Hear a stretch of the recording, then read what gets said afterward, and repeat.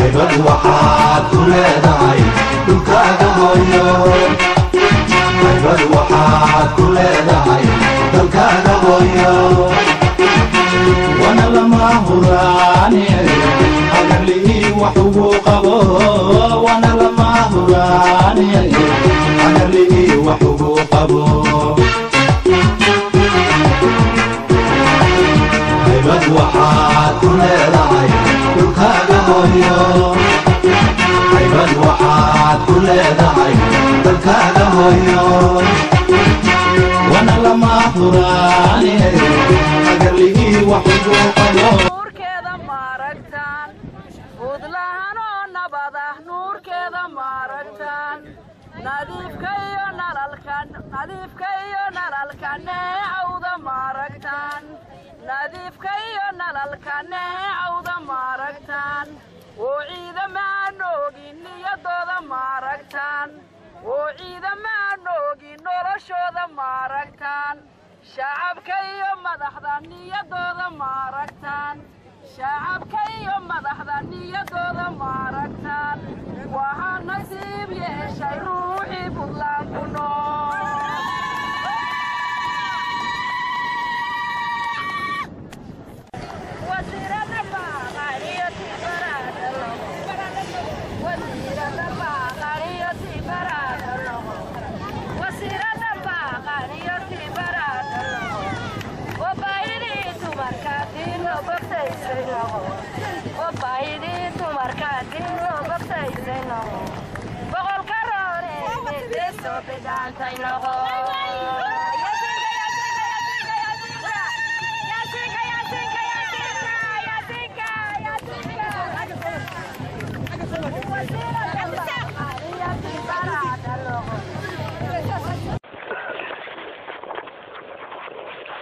waxaa maanta si heer sare ah loogu soo dhaweeyay magaalada Garowe wasiirka wasaaradda horumarinta haweenka iyo arrimaha qoyska Marwaani Cabduqaadir Xaaji Muumin oo safar shaqo ugu maqnayd dalka dibadiisa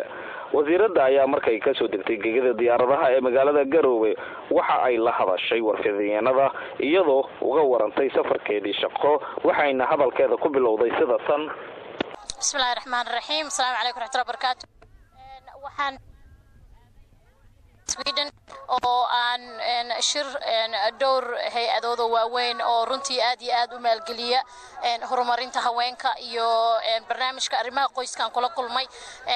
waxayna ujeedadu ahayd inaanu ka munaashaqoono sidii loo kobcin lahaa dhaqaalaha dumarka reer Puntland iyo in Puntland ay runtii tahay meel nabada meel u bisil horumar isla markaasna aan u baahanahay inaanu sameeyno xiriir inkastoo xiriir hore aan u lahayn haddana xiriirkii la cusboonaysiiyo la adkeeyo isla markaana la horumariyo si markaas wada shaqayn wanaagsan ay uga dhalato dhaqaale kordhintii aan ugu diyaar garowno sanadkan insha Allah oo xagga dumarka ah iyo qoysaska waxaan kaloo marka la kulmay saddex magaalaan tagay waxaan la kulmay reer Puntland magaalooyinka ay degan yihiin oo ah Stockholm oo magaalo madaxda Sweden Västerås iyo Gothenburg marka runtiina dad waxay ahaayeen u bisil inay wadankii ku soo noqdaan ee wax ku soo kordhiyaan xaq waxbarasho noqoto dhaqaalaha noqoto ama iyagii waxbarashadoodii ama waqtigooda ugu tabarucaan oo aanu markaa isla soo meel dhignay waxyaalo badan sida habkii ay dhaqaalo u ururin lahaayeen habkii iyaga isku abaabuli lahaayeen habkii u kala warqaadan lahaayeen innagana markaas aan isku xiri lahayn dadkii wadanka joogay iyo dadkii qurbaha joogayba marka runtii si wanaagsan bay noogu soo dhamaatay ma sha Allah waxaa kamid ahaa hay'adaha in horta la dhiirigeliyo dadka qurba joogta ah iyo hay'adaha maxalliga ee wadanka ku sugan si markaas dhaqaalaha loo kobciyo si dhiirigelin badan loogu suubiyo gabdhaha siyaasadda ka qayb galaya gabdhaha numberkooda ama tiradooda la kordhiyo iskuulaadka aadaya runtii waxa aad iyo aad ugu farxay dhanka